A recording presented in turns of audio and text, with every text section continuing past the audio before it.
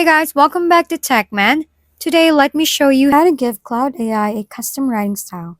Want Claude AI to write like Shakespeare, a professor, or even like your weird friend who types with too many periods? You can actually do that. First, head over to the Claude.ai website and make sure you're logged in. Then inside a chat, click the plus icon and select Use Style. Here you'll find several built-in options like normal, learning, concise, explanatory, and formal, which you can use right away. If you want something more unique, click the plus icon again and choose Create Custom Style.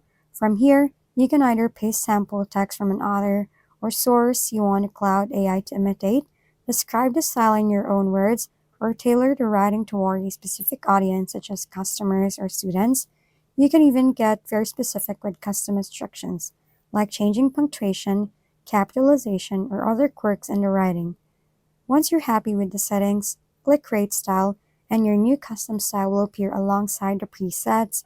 After selecting it, Cloud will automatically apply those writing preferences to your future responses, giving you a personalized writing experience. If we've been helpful, kindly give us a thumbs up, and don't forget to hit the subscribe and bell button for more contents.